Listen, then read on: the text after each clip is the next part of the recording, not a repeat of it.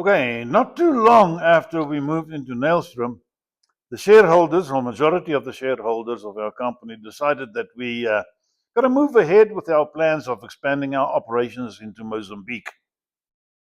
Now, being the director of operations, the task fell on me to advise what was required to fully equip a camp which the directors felt we got to get established before the next hunting season. Luckily, I already owned a fully equipped tented camp. Question, Mm, after you did the game census, the conclusion was that it was worth the next pursuit then? You had some doubts about it, but you moved ahead after the game census? yeah, after the game census, no, they felt comfortable with that, so I said, sure. And, I have never participated in other game censuses, but I knew that I was not happy with what I saw. No, they felt, maybe it was the wrong time of the year that we did the census, whatever the case may be. But they felt comfortable. Okay, and they were the guys providing the capital to do so, except that the vehicles was mine, or the vehicles that had to contribute were mine. So just a minute, and I'll go back and say, okay, me being director of operations, the task fell on me to advise what was equipped to run a camp for the oncoming hunting season.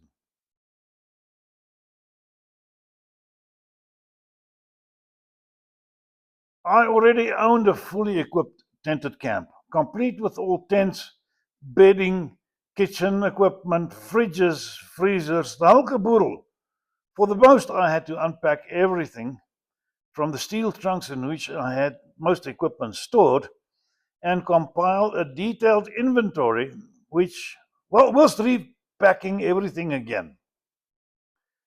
Tinus handled arranging of the shipping of everything from the South African port called Durban to Beira in Mozambique.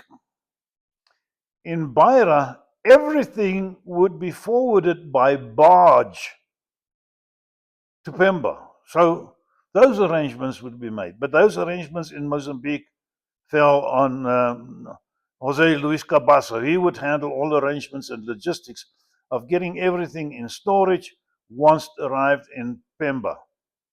Sounds easy, huh? Right. Not really. Okay, now with the help of two drivers, one for a fully loaded 5-ton truck, and one for the Land Cruiser, another one for myself in the Land Cruiser, we set out for a 12-hour drive from our house in Nailstrom to Durban to drop off everything at the harbor in Durban as Tinus had arranged it.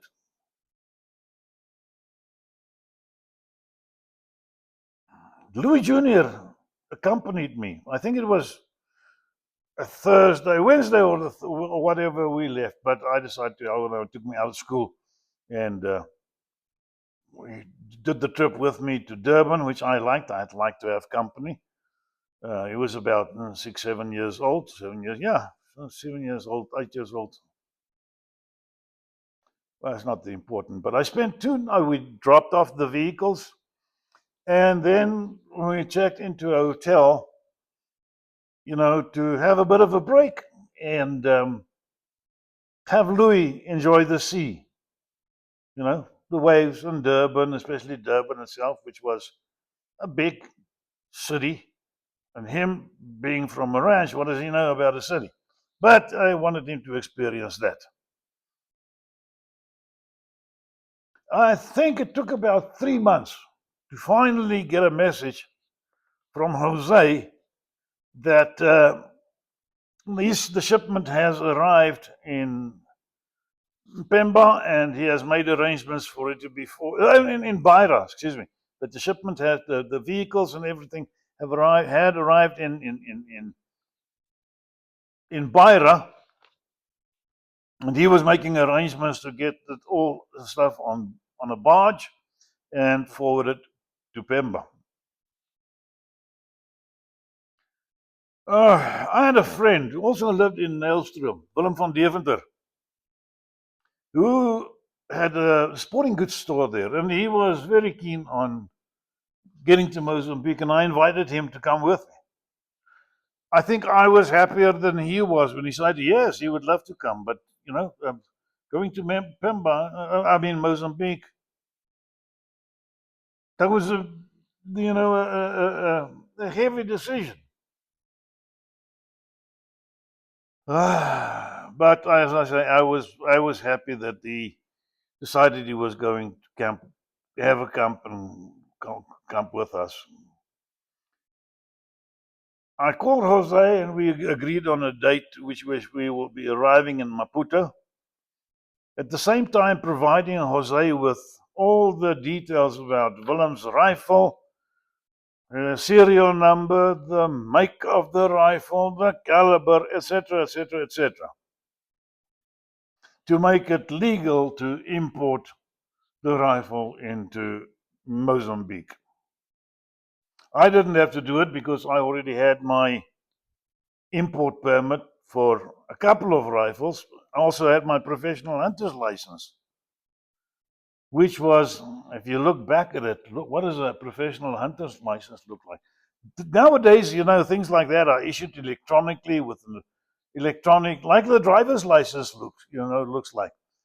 But you should have seen this thing. I still have it in my drawer, and I have a picture of it in the book. It was just basically a piece of a letterhead of the Department of Nature's Conservation, which authorizes me to act as a professional hunter, signed by somebody, and a photo of me glued onto the top right corner. That was my professional hunter's license. Very primitively done, but at least it was signed by the head of the Department of Agriculture, making it very legal.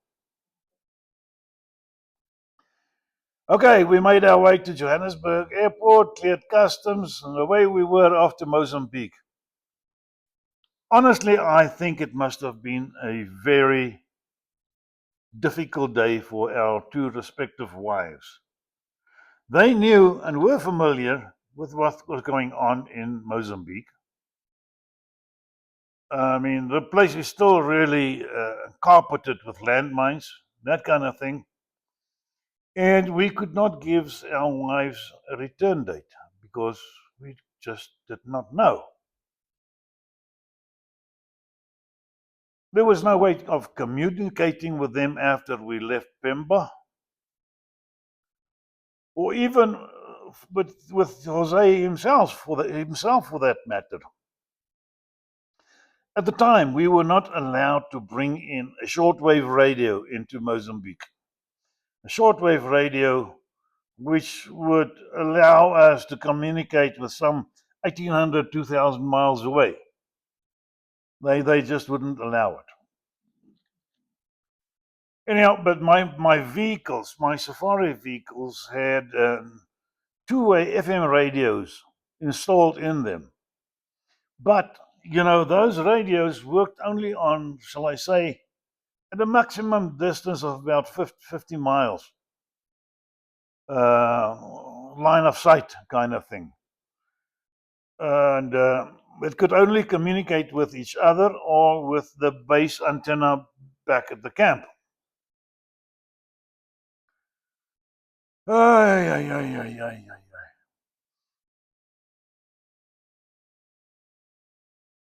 So okay, with the radios. We arrived in Maputo with Jose waiting for us. We cleared customs and immigration, and there we went, off to the Hotel Escola. Oh my gosh, and there we go again to this same damn place. Luckily, of course, we had our own sleeping bags, and we had our own pillows. and we had some mosquito repellent. So things were much better for us to stay there for a night or two.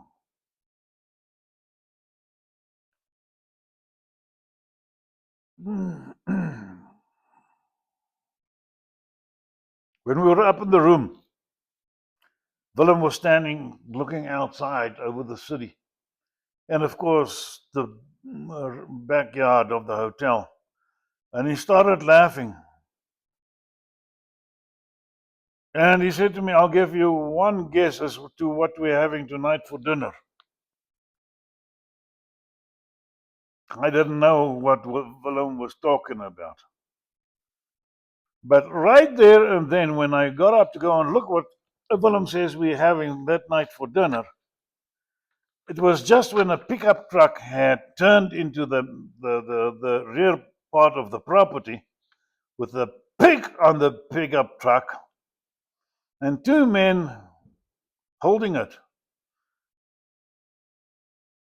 One with a hammer in hand. I kid you not, and with two blows of the hammer, killed the pig right there on the back of the truck. They immediately proceeded to bush the trigger and the pig, and that was proceed to bush the trigger, not to butch the pig right there and then. But it was then that Willem and I decided we were going to have dinner at. There was some what do you call it, fast food place about a block or two away from the hotel. We were going to go and eat there. There was only one flight per week between Maputo and Pemba, but Jose arrived everything for us, or our flight, so that we arrived, slept one night in Maputo, and connected the following morning with our flight to Pemba. We arrived in Pemba. We were met by somebody that Jose had set up to meet us, and he took us to a shed where we had all our equipment stored. At first glance, everything, and he handed me out the vehicle's keys. Now, at first glance, everything looked good. Except when I looked at the trunks, I saw some of the trunks had been opened. The locks were broken. And to my worst nightmare was I saw that they stole the radios out of the vehicles. Luckily, they did not steal the handheld radios that were locked away in the trunks, as well as my base station radio and antenna. They just stole the two vehicles' radios. But that was a nightmare because here Willem and I, were supposed to communicate with each other as we go and explore this area. Anyhow, I checked the diesel tanks. The diesel was still there. All the extra diesel tanks was there.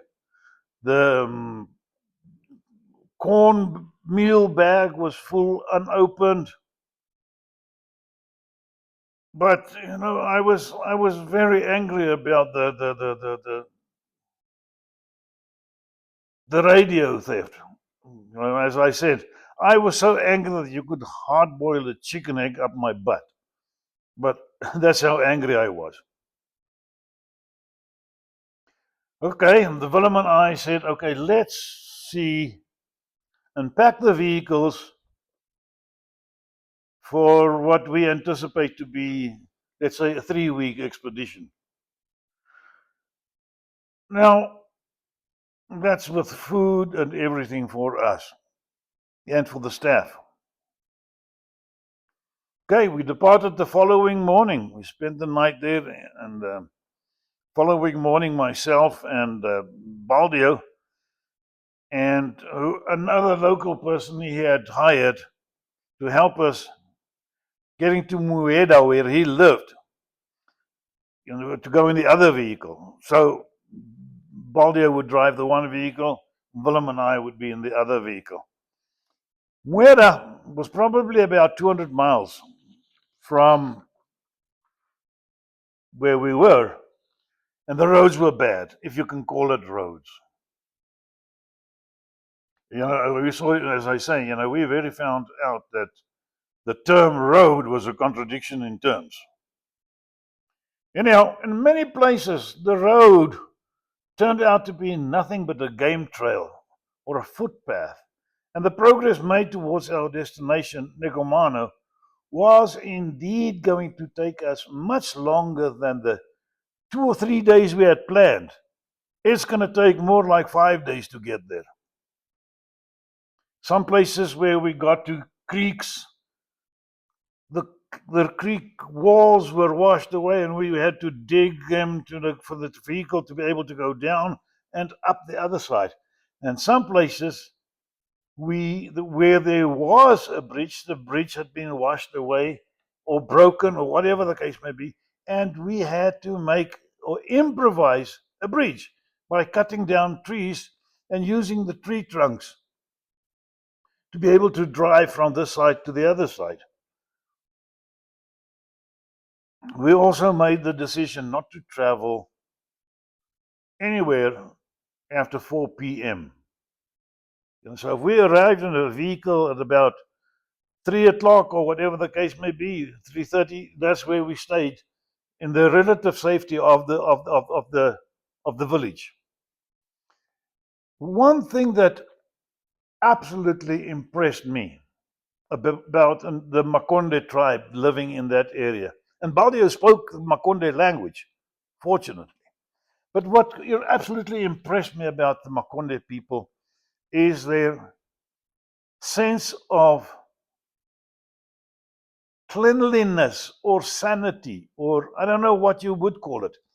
But their houses looked as if it was planned by a city engineer. They were all straight and square roads, all 90-degree angle with each other. And there was no garbage. There was no bottles. There was no plastic bags. There was nothing. There was no rubbish, no trash. That really impressed me. Toilets? That's another story. A toilet would be a reed enclosure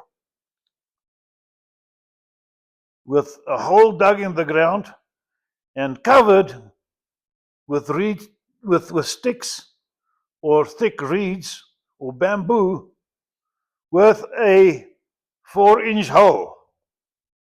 So if you had to do your business, you got to go and squat and aim that everything goes down that 4-inch hole.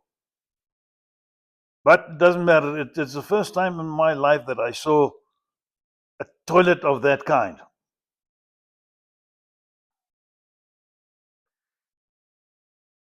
Now, one thing now I'm going to get back to the 4 p.m. thing.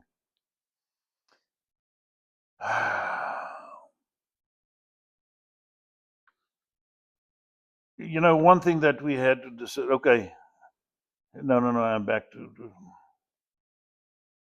that. The back and the forth. If you talk about the 4 p.m.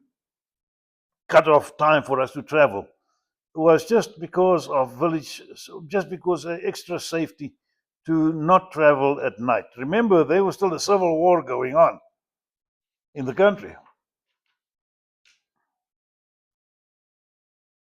Now, what was interesting with the help of Baldio, if we hired, because he spoke Makonde, everywhere we go, he would find out from one village if there's somebody that needed to go to another village, which was on our way. We would gladly give him a lift and even pay him, to act as our guide. That was wonderful. But the most wonderful thing about that was wherever or whenever these guides would tell you, no, cut off the road here, don't go any further, follow this and this and this track this way. It's a shortcut.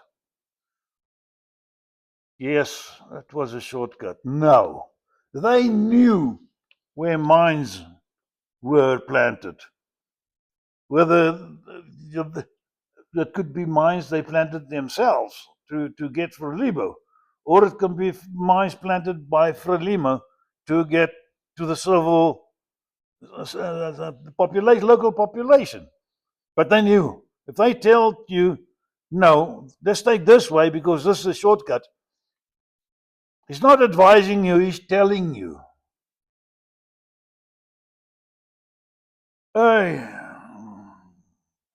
Well, one thing that I noticed while traveling is we hardly saw any game. But one day, Willem managed to shoot an impala. And we joked, because we said, yeah, okay, at least that'll bring a change to our rations. But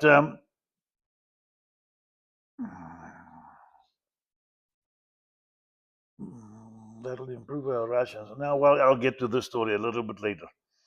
But one village we passed in was the most funny thing I saw.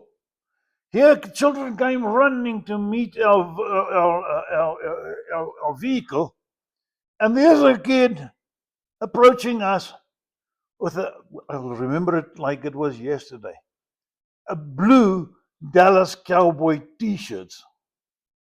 Now, they've never seen a white man in their lives because they would try to come and touch you and feel if you feel different than they felt.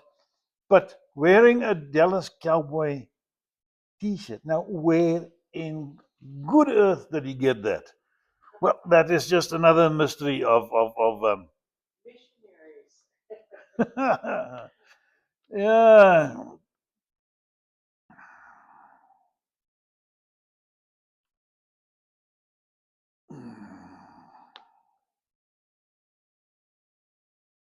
Okay, at last we reached Nagomano, and of course, then we had to go through all the formalities to go to the chief's palace, introduce ourselves, and tell him what we're doing here, so that the word can spread. We are friendly people, and the Africa Telegram does that. You don't ask me how it does, but before you know it, everybody knew of our presence. Now, the chief suggested that he's going to give us or assign 2 Frelimo soldiers to go with us wherever we go. Now, he suggested that we take 2 Frelimo soldiers, but what he actually said was 2 Frelimo soldiers are going with us and will be with us for the duration of whatever. We need to feed them and, if necessary, not pay them, but we at least have to feed them. What they meant by suggesting is you could absolutely not refuse the offer. That's what it meant. What did that say to you? Was it for your safety or they're wanting to know what you're up to? No, it was for our safety. For your safety? Yeah, it was up to our Because safety. of the war that was going on? Yep. Now, after all formalities had been taken care of, we continued with the 2 extra Frelimo soldiers, and we continued all downstream on the Ruma River. We found a lovely spot that one could actually build a camp, and we decided to camp there for the night. We had like I said, we had some cornmeal with us, and we wanted to make some porridge, satsa, as it's called there. Satsa nyama, meaning satsa with meat. Okay, now this shipment had been gone for 4 months, 3-4 months. Of course, when we opened the cornmeal, doesn't matter if the thing was packed in a plastic-like bag or was a whatever airtight bag, it still had mites in it. So there we were, and of course there was no way the local guys with us were going to throw away or do away with that cornmeal. Nope. Dug out a bloody kitchen strainer, or sieve. What do you call it? Strainer, sieve. They just sieve the stuff and threw the mites away and used the rest of the thing the cornmeal to do and boil and make porridge. Yeah. When done, of course, now you do it by pouring the cornmeal in boiling water and stir and steam it, and in a black cast iron pot. It takes about 45 minutes for it to be cooked. Now, when it's done, the satsa, it's eaten. You can eat it with milk and sugar, like white folks do. Or, of course, when you're doing a grill or a barbecue or a braai, it's often eaten with a relish, which can be any vegetable stew, but meat or a meat stew is the preferred way of eating it. But anyhow, as I say, when we opened this thing, it was full of bloody mites. But Africa is not for sissies. They just trained it and continued eating it. Now, the area where this hunting area was, this hunting area, it was large. Was not measured in acres or hectares, but in miles, square miles. It was not possible to cover the area by walking. First and foremost, there was no network of roads.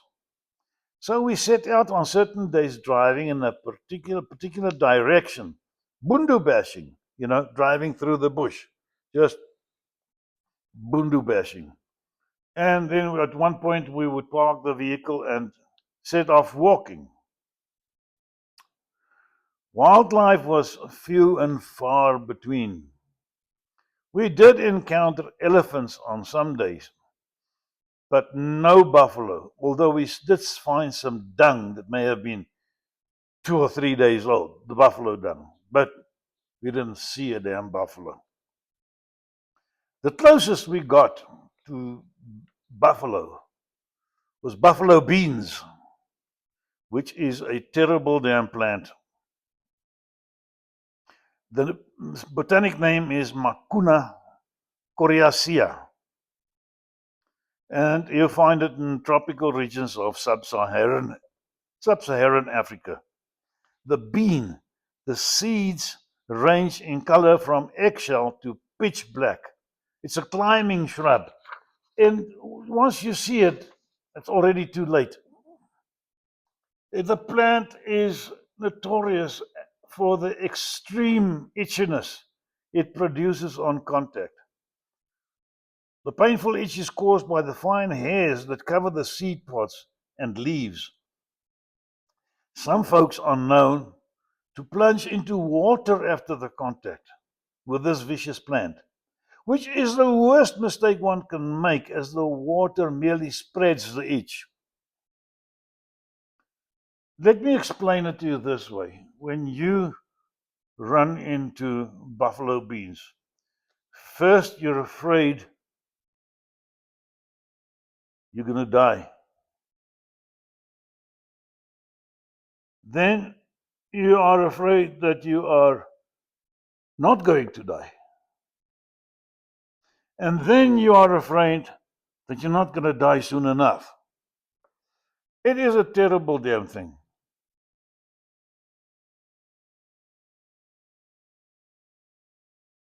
Is there anything you can do about it?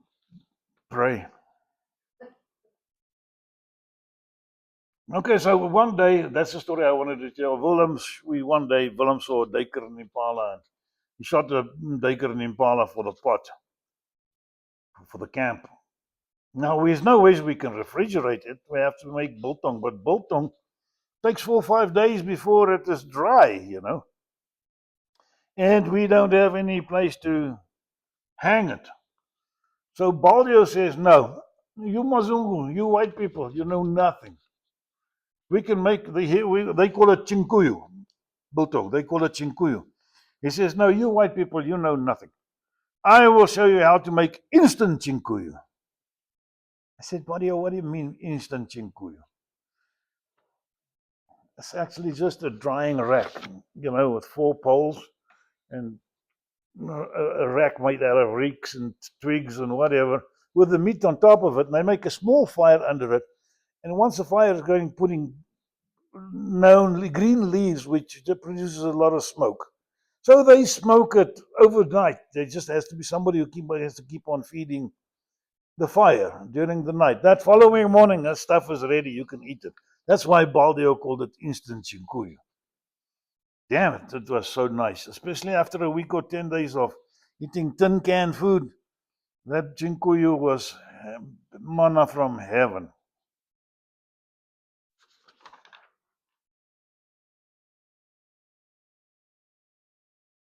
I was truly disappointed with the results of our scouting the area.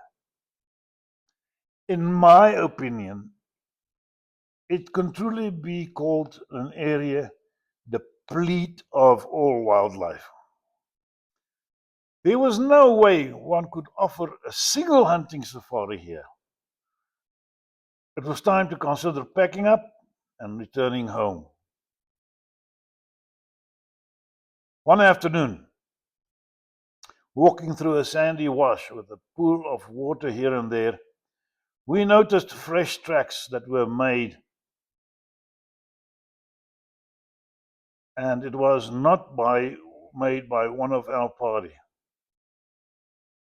And the 2 game scouts and the 2 Frelimu scouts immediately decided that they had to track down the person who made the tracks. He was not far ahead of us, and the scouts soon caught up with the person. Now, I've got another heading here. It says, oh no, there was a picture. I had a picture here. Sorry. With the poacher tracks. The scouts suspected him to be an elephant poacher they had been trying to apprehend for quite some time. He apparently poached elephants on the Mozambican side and traded the ivory for cornmeal on the Tanzania side. 1 tusk, regardless of the size, for a 50-pound bag of cornmeal. However, he did not have anything with him that gave his game away. No rifle, ammo, whatever, except for a machete he was carrying. But so did every other male that you encounter. I mean, it was nothing funny. Everybody carries a machete. So the scouts could not arrest him, but told him now that they knew who he was, they would advise the authorities accordingly. He angrily replied to the scouts that doing so would be to their own death. Doing so would be to their own detriment, and the death threat was thus clearly implied. After which he hurriedly walked away into the bush, and this did not come over well. There we were. We had to make a plan. Something is up. Now, bear in mind that the theater playing off in front of us in real time was during the height of the Renamo resistance against the Frelimo government. Nobody knew for sure who supported who. Even a Frelimo soldier dressed in uniform did not prove that he was not indeed a Renamo supporter.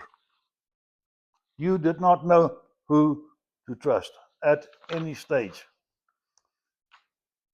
The scouts and the Frelimo troops were talking excitedly to each other and instructed me and Willem, as well as Baldio, and the other staff members who were with us, to return to our base camp. They would make their own way back to the camp themselves and catch up with us later. No time was indicated. They'll catch up with us later. whatever time that meant. It was obvious that the scouts and the troops would not return to our base camp during nighttime, though, because now everybody is on their nerves, and Willem, I, whatever. If we're in our camp, you see a movement, you're going to shoot at it. We've only got hunting rifles, and hunting rifles not a match against the AK-47 or somebody who's got some evil on his mind. I knew a long and sleepless night awaited us.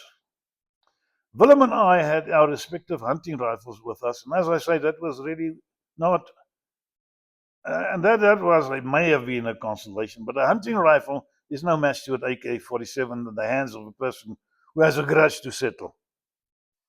I instructed the staff to make small fires in different locations and to keep the different fires burning through the night, just so that would make it a little bit more difficult and confusing to somebody who might be approaching the camp with, a mischief on his mind.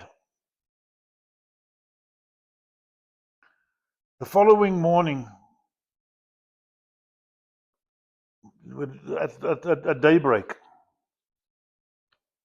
two figures approached the camp, and of course the staff started blabbering excitedly, and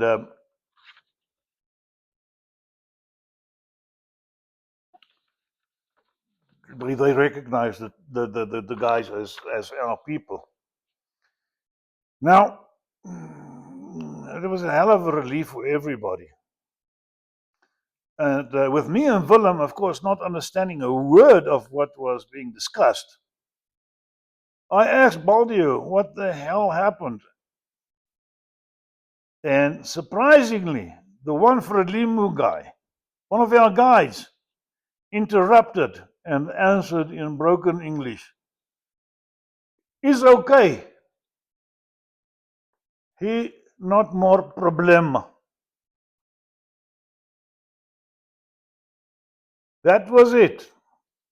No further explanation was given, and both Willem and I, for the time, thought it best not to ask any other questions. Regardless, we thought it best to pack what is needed on our vehicles and get some distance between us and the Negomano area and head back towards Pemba. We drop off the scouts and the Frelimu troops in Negomano, say our goodbyes, and hit the trail. Of course, the return trip was much smoother than coming in because we didn't have to build any bridges. We had to cross a dry stream. It was already dug out on both sides for the vehicle to get up the inclines.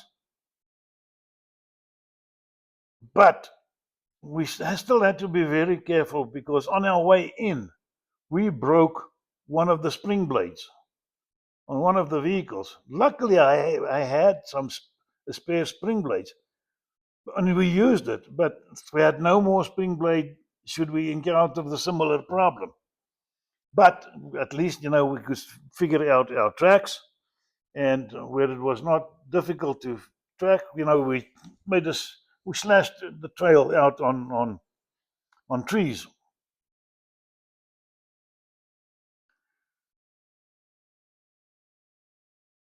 We did overnight that evening in some unknown village. And later on, the following day, arrived in the town of Mueda, which is indeed shown on most maps of Mozambique. Mueda. Willem and I we haven't eaten in a day or two now, so we were pretty hungry. And we asked somebody there in the village, is there a place where we can eat something? So we pointed out to one grass hut there. He said, restaurant, or eat or something like that. So there we go. We go to this place that's called a restaurant or to eat, one in this grass hut.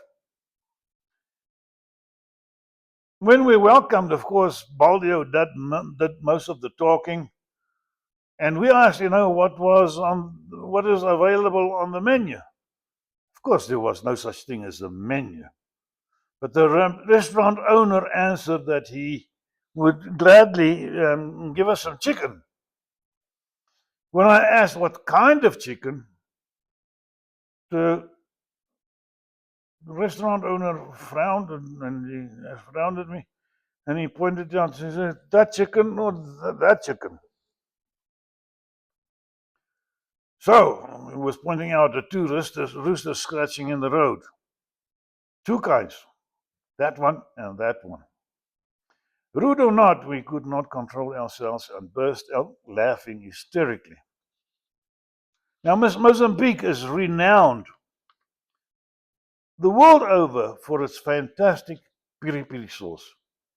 It is a type of hot sauce, but absolutely delicious. It is difficult to describe the taste, but if one is familiar with Cholula sauce, consider it 10 times more delicious.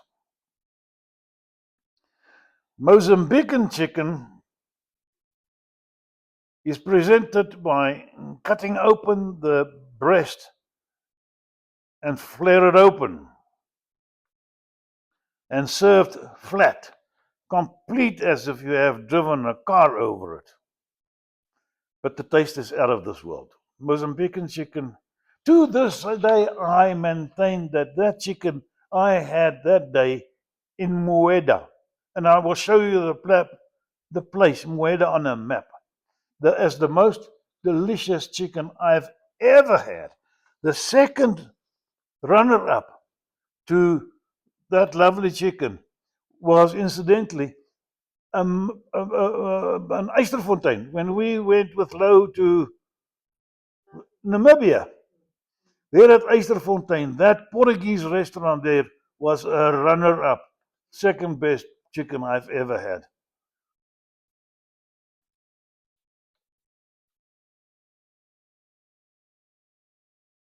From Muera to Pemba following day was not much of a drive. There was one little snag.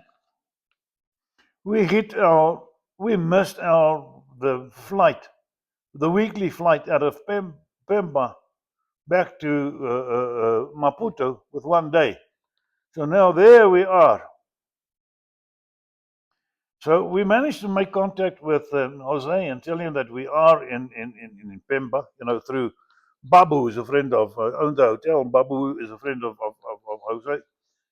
And he suggests we must check daily with the little airstrip and see if there's a charter plane coming in, and maybe we can hitch a ride back. And the following day, well, not later that day, we went to the airstrip or airport as they call it, and we heard that there was indeed a charter flight coming in. So we waited and eventually came in, and then we asked the pilot, if we can bum a ride back with him, we'll pay the bill. We first wanted to know how much, and we'll pay the bill when we get back to Maputo, because we didn't have any cash with us at the moment. It was all good. Yes, sure. Yeah, now we can fly back with him. When it got time to board, it was just me, Baldio, and Willem. He pointed at Baldio and said, "No, he must get out." And I said, "Why?" He says, "No, the plane is overloaded." That was just horseshit. How can a plane be overloaded if it's a 6-seater and there are 3 people in the plane? And no, he had other stuff in the plane that'll be overloaded. But he was lying. He was a bloody Portuguese racist. Baldio was of mixed blood. He wasn't what they call a mulatto, a mix between local Portuguese and a local Portuguese person of other darkest color. Oh. And No, they also told us that there's a boat that goes to Pemba. And tomorrow, the following day. So after they, wait, no, wait. First, I told Bob, you get the hell out of that plane.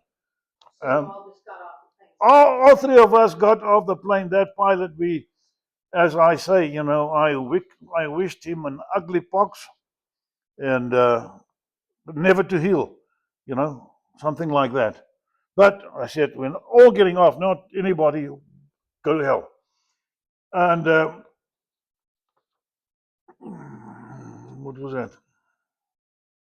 Oh, there was a boat. They also said there's a boat. So we went back to Pemba and went to the place where the boat normally is boarded. And I looked at this thing, and this was nothing more than a raft with some smoking diesel engine on it. I had no way I'm getting to that on that thing to go to to civilization. Forget it. So you went back to the hotel Yeah, and stayed for several days for the next plane to come. that's right. So the following day, a plane came in, and no problem. We boarded the plane and flew back with him Wait a to. minute, you ran into this guy again, this pilot. I'm gonna get there. Oh, okay. So we boarded the plane, flew back, and of course we landed in Maputo, and Baldio. Jose was there, and he paid the guy his fee that he wanted charged for us flying back with him. And it was then that we noticed, because we went straight to the yacht club with Jose to go and have some dinner there. And Baldio saw that pilot In the yacht club. at the yacht club. And he figured out some way or another which car belongs to that pilot.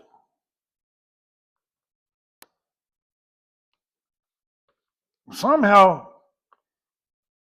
when the pilot returned to his car, he mysteriously found that all four of his tires were flat. Yeah, and with irreparable, irreparable. The tires were slashed. But we had a lovely dinner, and of course, down those bloody prawns with piri piri. We downed them with a good number of Laurentina beer, and we just laughed. There we were. Payback can be a bitch with those flat tires. Somehow, I don't know what happened. Apparently, something happened to his tires. So that was the end of my story in Mozambique. And I absolutely don't regret not hunting there or putting up a hunting area there. It wouldn't have paid off. But I had no regret about that. But what I do regret is getting out of Mozambique, because we had already had an island called Makaloe allocated to us contractually by the government. But when we decided not to proceed with the hunting operations, the other directors felt no, they're not going to proceed with the development of the island as well. That is my biggest regret, because I look at some of the islands that have been developed since the time we went there to now, and what has been established. Fantastic, fantastic, fantastic. Road not traveled. Road not traveled, or a boat not boarded.